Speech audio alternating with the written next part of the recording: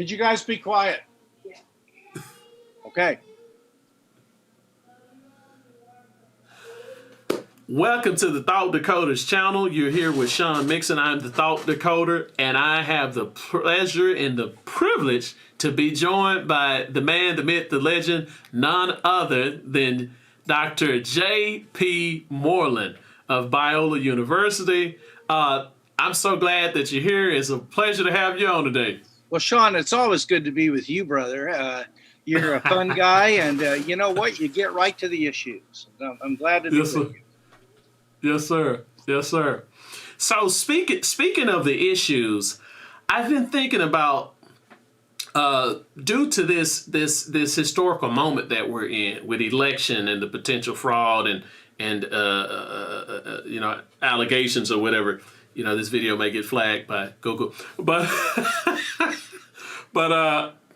due to this climate and this context, we're seeing more and more people tend to advocate for Marxism and politicians who boldly proclaim that they are Democrat socialists, yes, and things like that. So, just with that backdrop, I thought it would be important that we discussed justice.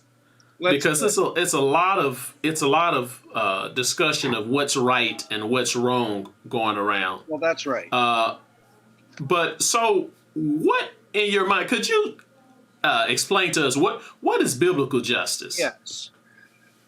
This is a very good question, and I'd like those watching us maybe to get a piece of paper out because I'm going to recommend a book later, so they can write that down, but not right now. The important thing is that one Christian thinker put it in kind of as a satire. He said, you know, when something happens, evangelicals, they start a prayer movement, but they would never start by thinking.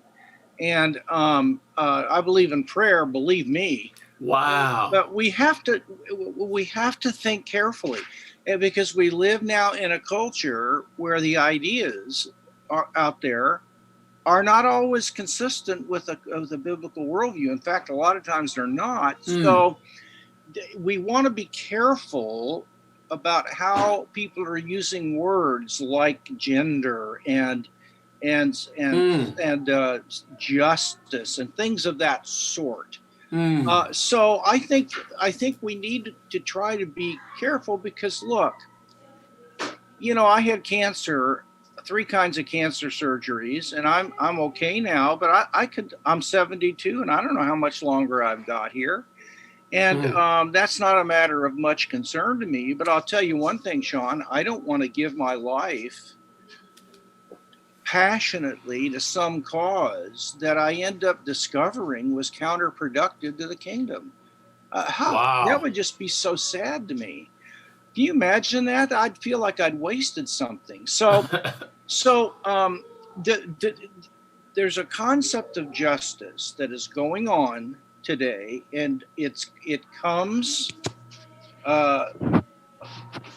from a philosopher named Gramsci, and it is called Neo-Marxism. Now, it's Marxism in the sense that it identifies justice in terms of group identity and not individual responsibility. So, but it's neo in that classic Marxism saw the struggle for justice in society as an economic one, and so it was between those who held the methods of production, that owned the companies and those that were the workers. And so the clash was between those two classes, and the solution was to overturn those who owned the finances and the methods of production, and achieve a classless society, which required taking money and redistributing it uh, equally. Now, that didn't work in America because there was a large middle class that didn't fit that two-tiered classification.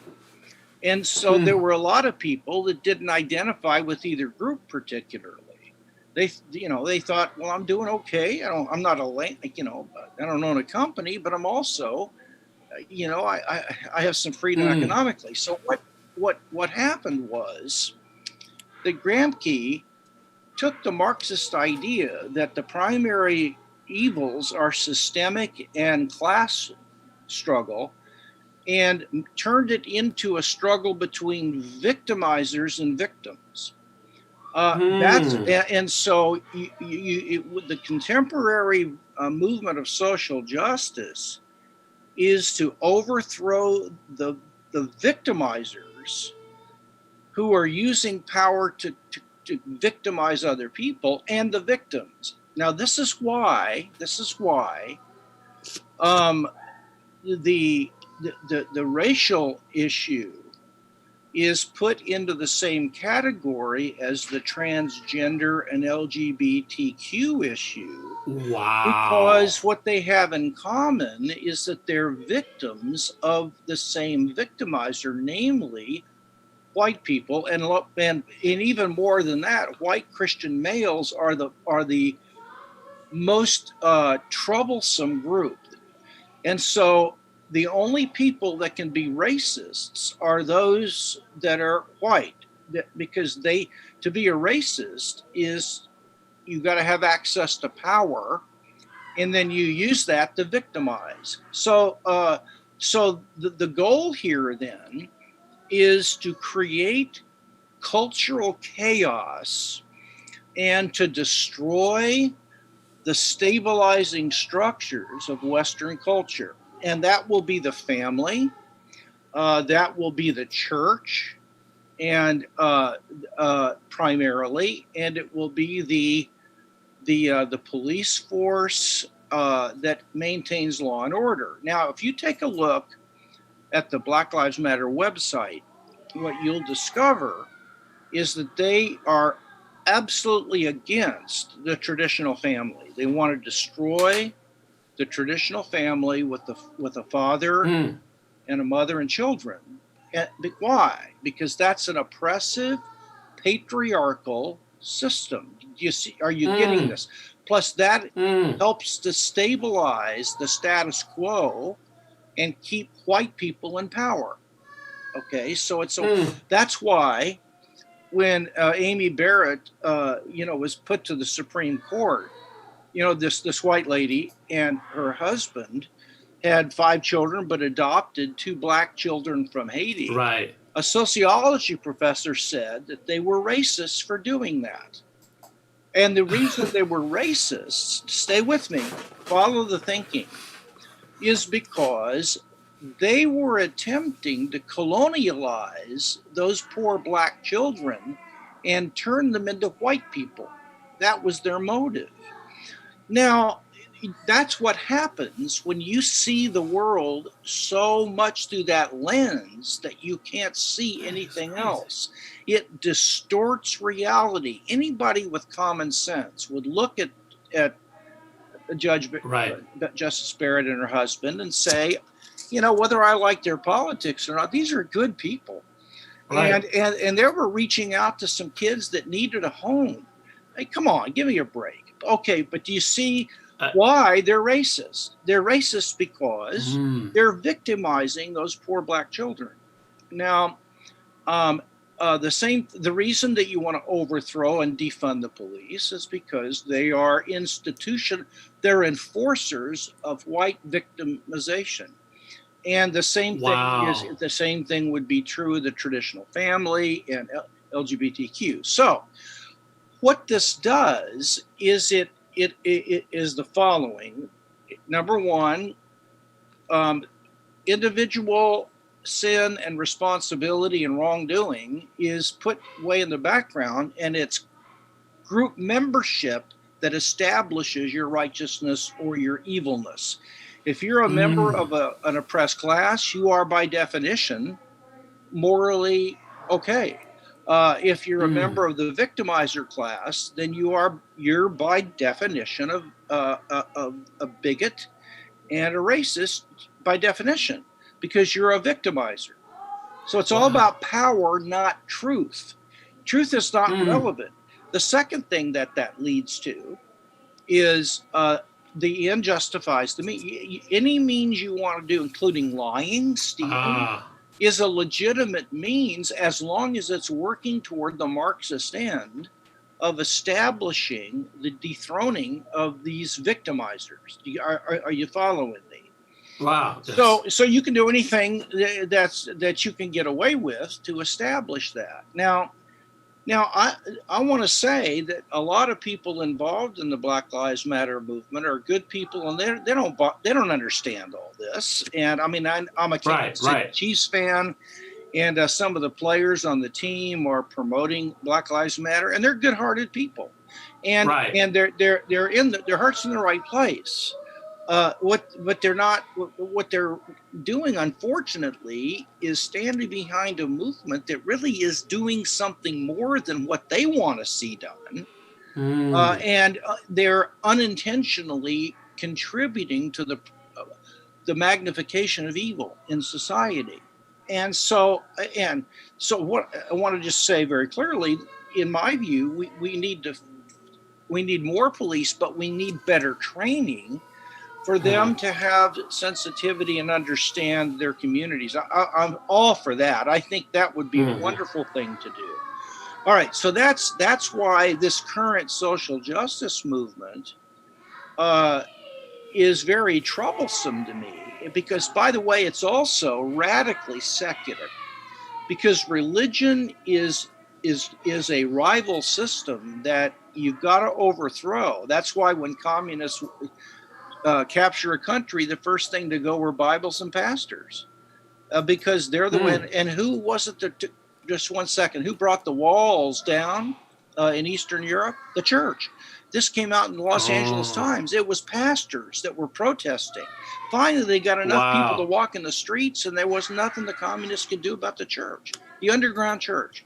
Now, biblical justice is first of all criminal, and then we'll call it social. Criminal justice is about primarily retribution, paying for what you've done.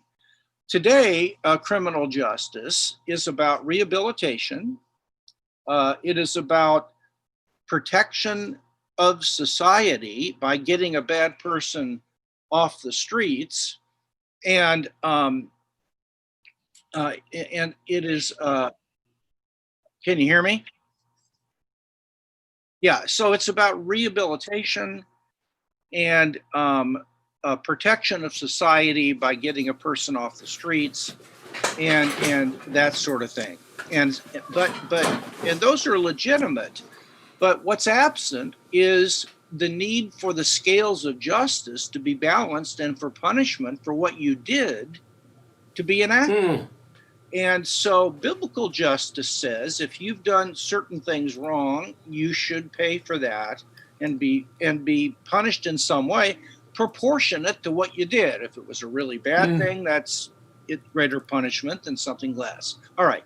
Now, when you come to social justice, basically the biblical concept is fairness and impartiality. And so, if we draw a distinction between positive rights and negative rights, where a positive right is a right that I have for the government to give me something. So, if healthcare is a positive right, then I have the right to expect the government to provide healthcare for me. If it's a negative right, then the government has the responsibility of keeping me from being discriminated against as I try to get it on my own. Well, the scriptures say the government is supposed to guard negative rights, not provide positive rights. So it isn't the government's job to be providing things for people. It's their job to to protect law and order so people aren't being harmed and can achieve whatever their talents and abilities and friends can achieve on their own, basically. So what we have then is that the Christian concept of social justice is when we see a system or individual situations where people are not being given a fair deal, that has got to be rectified. And so, for example, if people are not being hired because of their skin color, I personally don't think affirmative action is the right way to go, which is to give a job to someone. But I think what we have to do is we have to start putting systems in place to make sure people are not being treated unfairly. When they have the qualifications for a job, they should get the job.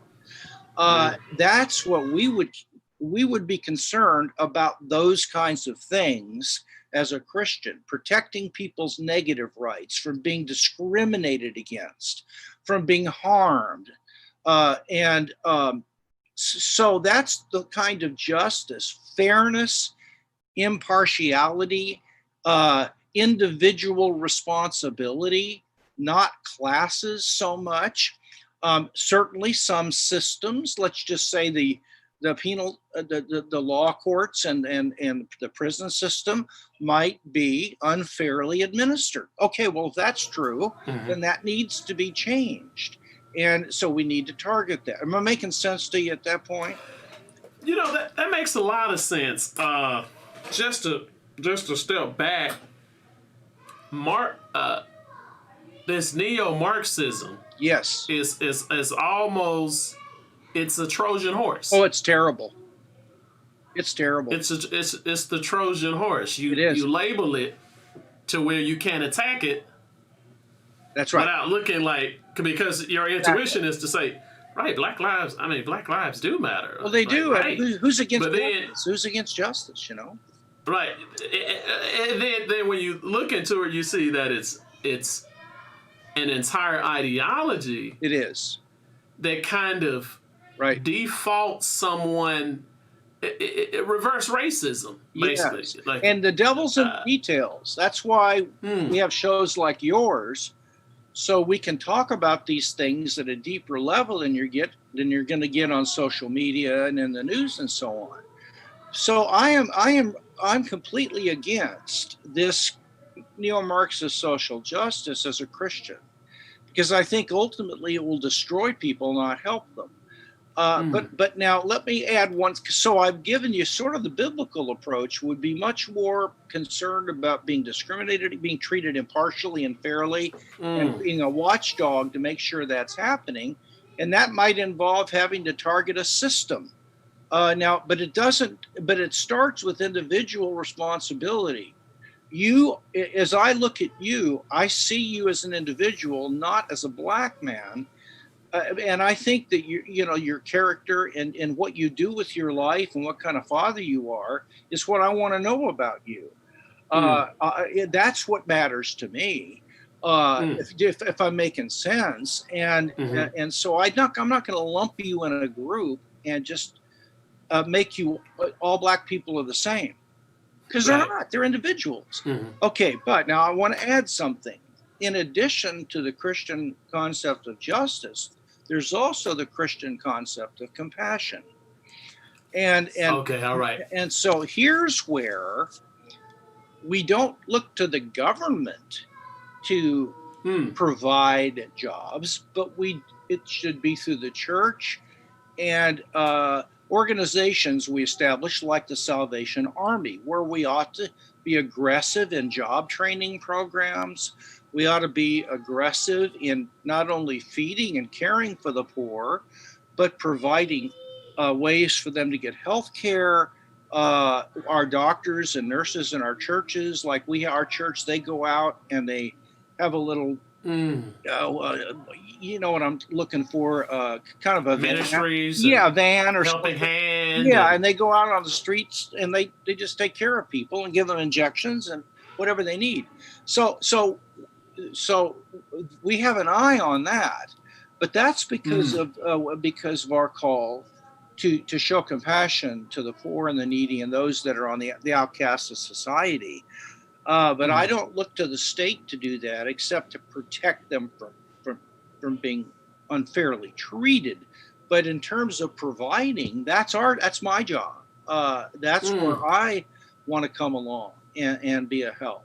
So I don't know. That's a quick kind of. I do have a book. Let me recommend this. It's hot off the press, and it's by Thaddeus Williams. That's a weird first name. It wasn't a disciple apostle, by the way. Thaddeus Williams, and it's called Confronting Injustice Without Compromising Truth. It is the best thing I have seen. It is thoroughly biblical, but it's also not hiding from what's going on. It's treating it, it's dealing with it, but from a biblical framework. And if any readers want to be more involved in this in a Christ-honoring way, you have to read this book, because it will give you the tools you need to think biblically about this and then get involved from that framework. Wow. I thank you for that. That is excellent.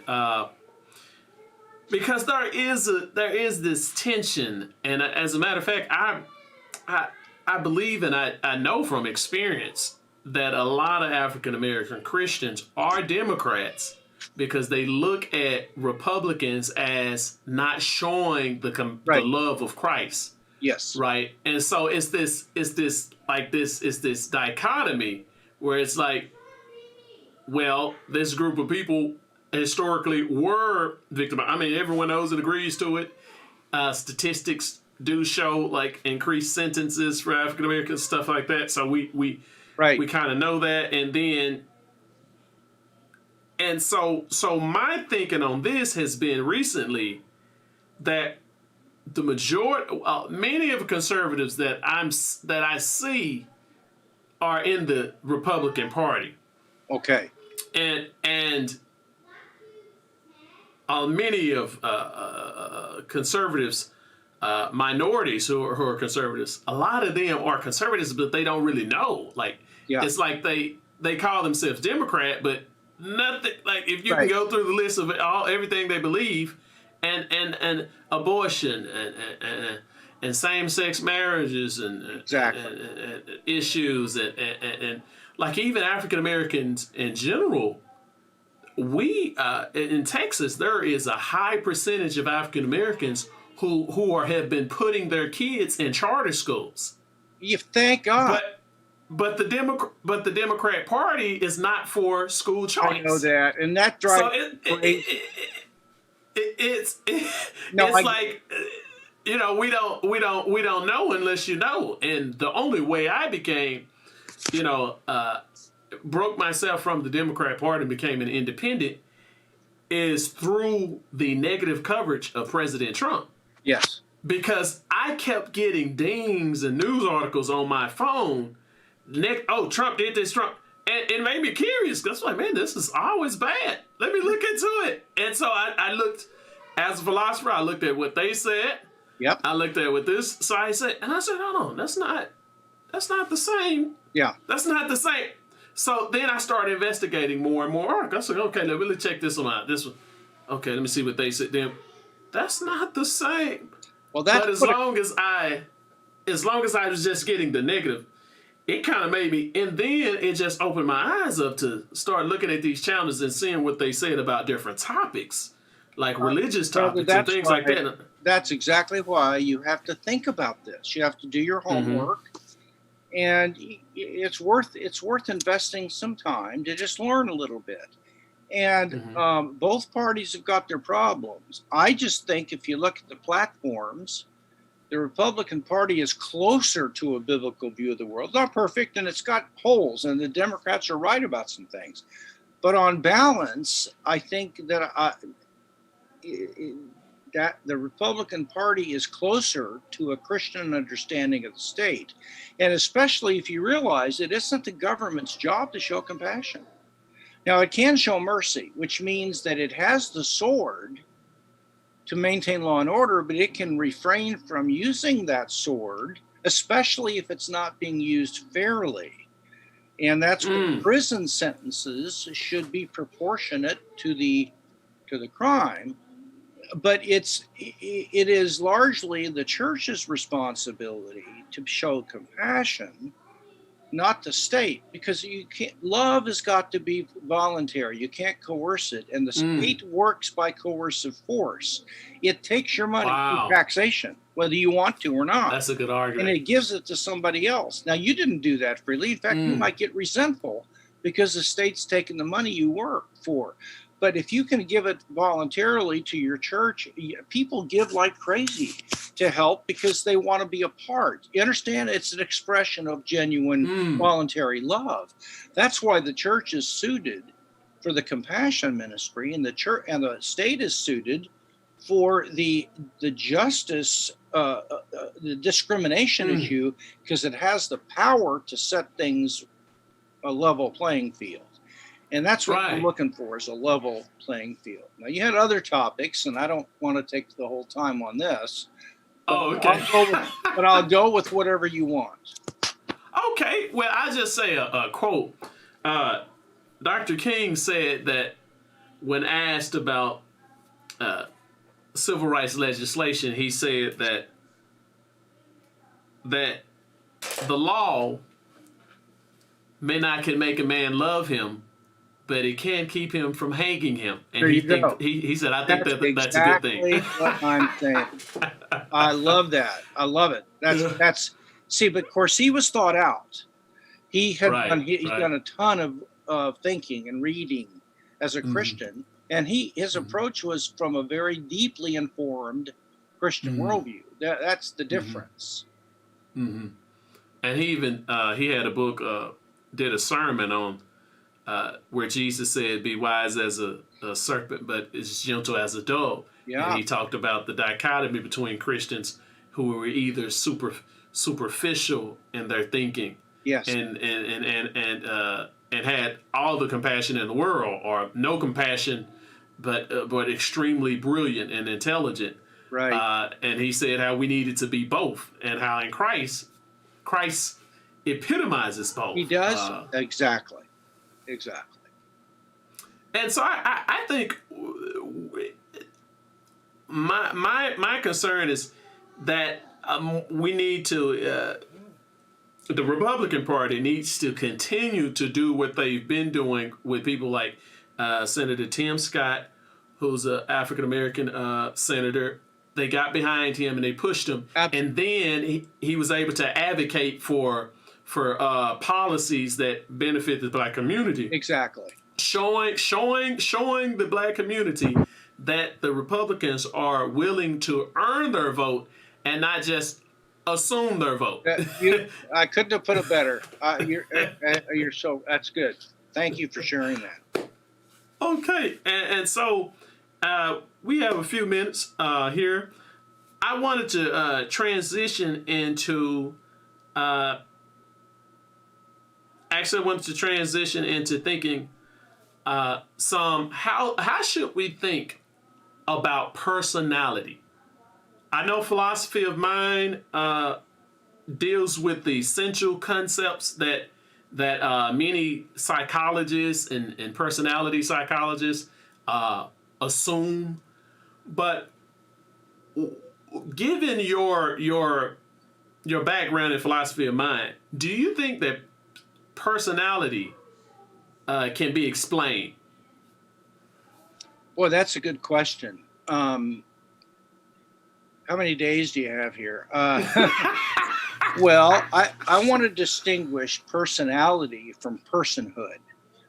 So let's make that distinction. And a person is anyone who has the mental powers that are like a typical human being, or let's say an angel. Now, that would include people that are defective and have Down syndrome. They still have those powers, but they can't be realized because there's a blockage. They've got brain damage or whatever it might be. So that's why I want to say they don't have to have the actual ability, but they have to have the power to develop that ability if they were able to get healed or something of that sort. Now, angels are persons, humans are persons, God is a person. If God had created life on other planets, let's just like Vulcans, which he could have done, they'd be persons, but not humans. So a human isn't a person. A human is a type of person. Just like a red is a type of a color. If something's red, it's colored, but something could be colored and not be red. Can I ask you about that? Well, yeah, like something. If something's a human, it's a person, but something could be a person and not be a human, like an angel. Yeah, please. Okay, so is that what type of class is that? Are there different types of classes? Like I know God is said to be sui generis. Yeah. Well, yeah. If the class is the class of persons, then the triune God would be in there, and angels and humans, we'd all be in there. But you'd have to make a distinction between different kinds of persons. And so there'd be subclasses within that, and there'd be angelic persons and human persons, and then divine persons, and it'd only be three, Father, Son, and Spirit, which are one being in that class. That'd be a unique subclass, I guess you'd say. But God's a person is personal like we are, only to a much greater extent, obviously. Literally, because he's multi-person. Absolutely. Yeah, no, absolutely. There you will. That's one problem. Yeah, I mean, when we're multi-personal, we're sick, you know. Yeah, split personality. But personality is kind of the habits of perspective and relating to people that you've developed. So your personality can change, but your personhood can't. If you're born a person, you're a person, even if you're in a coma, although you're not a functioning person. But your personality can change, and those involve things like whether you're kind of humorous or more reflective or what have you. And those involve more kind of your approach to relationships and kind of what your texture's like when you're around people, what they pick up from you. So I think personhood's a very important thing, especially for grounding equal rights, because it's really not possible to ground the doctrine of equal human rights if we don't have something that's equal. And that something has got to have gravitas or weight. I mean, I asked my daughter when she was young, why should we treat everybody equally? And she didn't know. And I said, well, because we have to have something in common that's equal, and we don't. They're smart, dumb, good looking, ugly. So yeah, we do belly buttons. And I said, well, you think that counts? I mean, so if we took your sister's belly button out because we use her as a doorstop, well, because she'd lose her rights. So the point is that equal rights can only make sense if A, we got something that's equal in common, and B, it's weighty, important. The only thing that has ever been discovered in Western culture that fits that description is the image of God. And that's been admitted by secular thinkers who believe that since there is no God and no image of God, the doctrine of equal human rights makes no sense. Now, people might try to say, well, yeah, but you're still human beings, or you're still a person, even if there's no God. That's another time. But look, the criteria for personhood are something you can have more or less, like having a self-image, being able to use language, being able to establish goals and achieve them, and being able to form relationships. Well, some people have that to a greater degree than others. So that would mean we're not all persons. You know, the people that are more in touch and have a better self-understanding would be more persons than so you can't go the person route that way. You have to stick with personhood being a kind of thing, rather than some property that can be more or less of. It's an all or nothing deal. And it's the image of God that is the ground of our equal human rights. And without that, the United Nations is having a hard time trying to come up with some basis for why anybody should believe this. And I don't think there is one.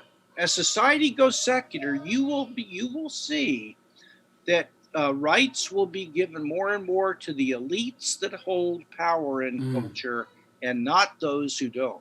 Now, you mark my words. Is that totalitarianism? Absolutely. Okay. And then something light before we end it here. Now, so the Trinity. Yes. God is 3%. God is. So how do you work out the person substance distinction? Is that a mystery? It's extremely challenging, because typically with, let's just say, finite persons like angels and human beings, you have one substance for one center of consciousness. So I am a unified center of consciousness, and I'm a substance, meaning I'm a unified thing that has attributes, and I'm the same from one moment to the next. I don't exist for just a tenth of a second, and then I'm replaced by a lookalike, like Buddha would say. There's a series of little I moments. All right, so I'm a person, I'm a substance, but and I have one center of consciousness. With God, there is only one substantial being. There's one. God is a substance with a nature. Mine is human nature. His is divinity. But there are three eyes or centers of consciousness that all tap into that same nature and share it together within one being. And so there are three who's and one what. There are three eyes, but only one what, meaning a divine thing. So I've tried to say three who's and one what, and that's not contradictory. It is mysterious, because with you and me, there's one who and one what. You're a self or an I, but you're one substantial human being, living thing. Well, with God, he's one living being, a substantial living being, but there are three eyes that all share that same nature. And it's not contradictory, but I'll grant you, fleshing it out is tough stuff. And it's not something I've worked a lot on myself. Okay, because so like this word nature, God. So you have three different persons who share the same nature, and that would be divine.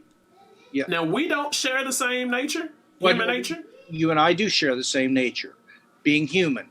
But when that happens with us, when we share the same nature, that nature breaks into completely different substances or individual things. And those individual things, you human being and me and this human being, also have one I, or one center of consciousness that goes with it. So we do share humanness equally. But when that happens, it's kind of like the property of being a number. That goes to odd numbers and even numbers. But so it kind of, to be possessed, it kind of breaks itself down into different things. And so does being human. When that thing shows up, it creates different individuals. But with God, the nature of divinity is shared by three persons without breaking into three different substances. And that's the mystery. Somehow a maximally perfect nature apparently cannot be, there can only be one of them, I guess. Some have argued that. And so otherwise it would be limited by another perfect nature, and that would place limitations. So I don't know. Maybe that's it. It's tough. That's the best I can give you. Okay. Well, Dr. Moreland, it's been a plum-pleasing pleasure to have you on today. It's been such a great and enlightening discussion and talk. We're glad to have you on Decoding Biblical Justice, Decoding the Thoughts of Biblical Justice. And we also talked about what it means to be a person. And then we ended with a statement about the nature of the distinction between person and substance. Something that I've been thinking about. I want to say to our viewers, please spread the word about the show, and because this is the place where people are getting trained and educated as Christians these days on shows like yours, Sean. So we have to get more and more brothers and sisters to watch these things. It's worth the time. You have the time to do it. Spread the word about this. Sign people up to it. And Sean, you keep getting guests. And of course yourself, you're well educated and thought out. And bring in good guests who will want to be on your show. And provide a forum so people can learn and think and be challenged. Keep it up. Thank you so much, Dr. Moreland, and I will end the stream here. Guys,